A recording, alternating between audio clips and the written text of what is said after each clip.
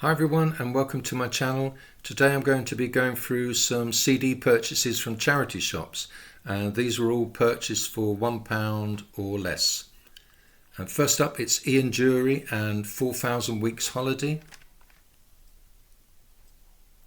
and this was put out by the Great Expectations label. It's a below par album by Dury. For a start, he's not backed by the blockheads, and also most of the songs are quite lyrically trite.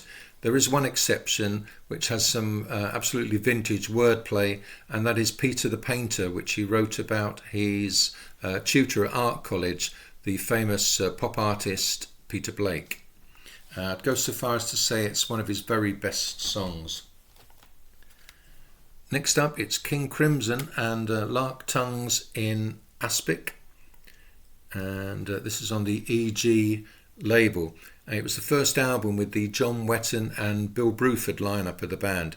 It's a beautifully paced album which manages to be both experimental and listenable at the same time. Instrumentally, it's absolutely breathtaking, but it is let down by some slightly dated vocals by John Wetton.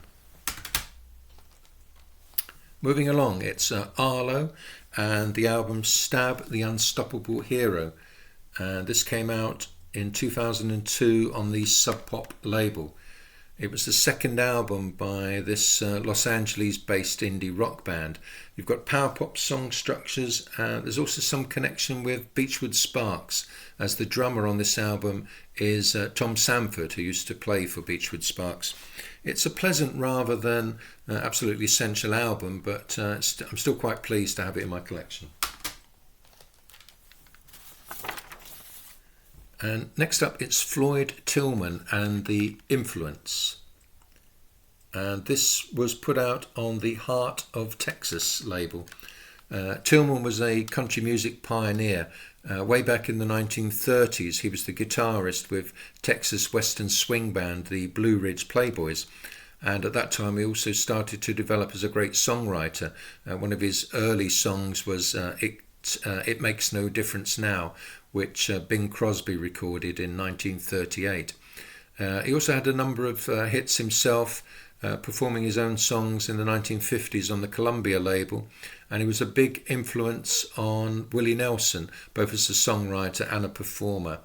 This album was recorded when Tillman was 87 and includes duets with a number of country music stars, including, for example, Dolly Parton, George Jones, Willie Nelson, Merle Haggard and many more besides. Very sadly, he passed away before the CD came out, but it stands as a lasting tribute to one of the greats of country music. Next up, we've got Calexico and Feast of Wire, and this came out on the City Slang label. It was their fourth album from 2003. It's a coming-of-age album, really, for Calexico, as Joey Burns and John Convertino really started to expand their sound palette on this album to incorporate sounds and influences from across the border in Mexico. I'm a real sucker for a mariachi band, so particularly love the track Across the Wire. Next, we've got Linda Thompson and Fashionably Late on the Topic label. And this was a comeback album from 2002. She'd effectively retired after 1985. And it's a triumphant return, really. Her vocals can just melt your heart. It's notable for the presence of her son, Teddy Thompson, as co-songwriter on many of the tracks and also as producer. And her ex-husband, Richard Thompson, also plays guitar on one of the tracks. Elsewhere, you've got some star guests such as Van Dyke Parks on accordion. And I was also pleased to see the presence of Robert Kirby doing a string arrangement on one of the tracks. He'd been an associate of Nick Drake back in the early 70s.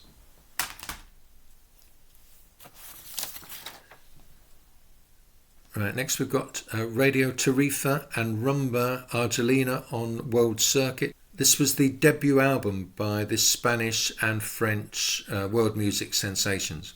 It's a fusion of flamenco, Arabic and also medieval music, and it's a very unique sound that they create on this album. Right, next it's Pet Shop Boys and Release on the Parlophone label. And this wasn't a big commercial success at the time, but it's certainly an interesting diversion for the band. Johnny Marr contributes guitar on a number of the tracks, and it gives the album a sound quite similar, I think, to electronic. I love the track Birthday Boy, which is really slow and melancholy track, and left me entranced for the whole of its 6.5 minutes. And also there's a very subversive song by Neil Tennant called The Night I Fell in Love, which is about someone having a gay encounter with Eminem at a concert. Next it's The Cues, self-titled album put out by East Coast Music.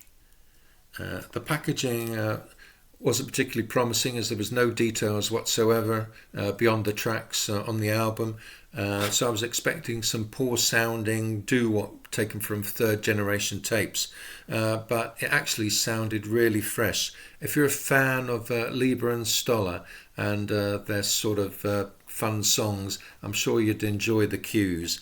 In addition to recording for Capitol in the 1950s, the Cues also worked as backing musicians under various pseudonyms for Atlantic Records as well.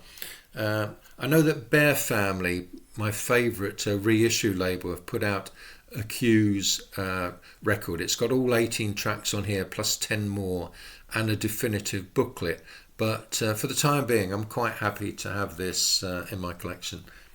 Next, an album that probably needs no introduction, and that's Kimono, My House by Sparks, and this is on the Island label.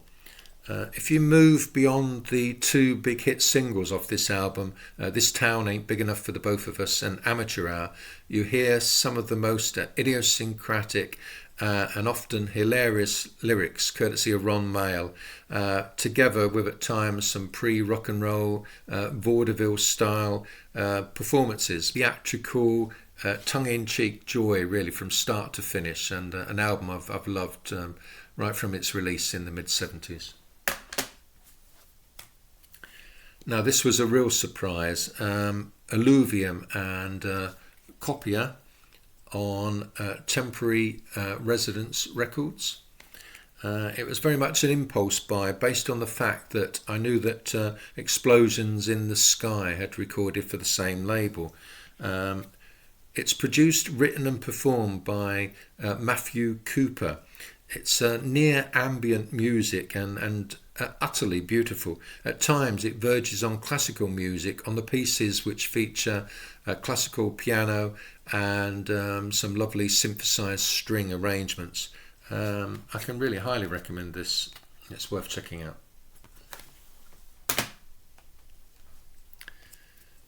Next it's the Felice Brothers and Celebration Florida, and this is on the Loose label. It was a 2011 album, and it found the band starting to experiment with their signature indie folk sound. So you get synthesizers on here and sin drums, which are a bit of an acquired taste, I must say. Horns, which reminded me a bit of Tom Waits. There's a similar queasiness about the tracks to mid-period Mercury Rev. I certainly admire their desire to try and experiment with their sound. Next it's JJ Oliveros, Isu All Stars and Bala on Envidia label, and this was a real find. It's a Spanish only release, and he's a flautist from Havana, Cuba. He makes the wooden flute just sing like a bird, and his nickname is El Higuero, which is Spanish I think for goldfinch. If you like Buena Vista Social Club, I'm sure you'll enjoy this album if you ever see it around. And we're back with Linda Thompson here on one of the greatest albums of all time, I think. I Want to See the Bright Lights Tonight, Richard and Linda Thompson. It was their first album together. It's an absolute masterpiece of songwriting. So you've got tracks on here such as Calvary Cross, Withered and Died, The Great Valerio, which are just absolutely exceptional. Faultless guitar playing, of course. The melancholy tones of Linda Thompson. And it's also got faultless support by various members from Fairport Convention and Fotheringay. If you don't have this album in your collection, you really should check it out. It's an extraordinary album.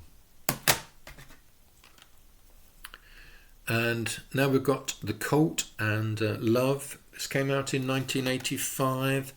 It was put out by the Beggars Banquet label. It includes their breakthrough hit She Sells Sanctuary. It's 80s goth rock at its best. Of course, pomposity is always not far below the surface, but you can't really deny their anthemic choruses, the rock god vocals of Ian Astbury, and Billy Duffy's swirling guitars. And that's all for today, and I'll see you again very soon. Take care.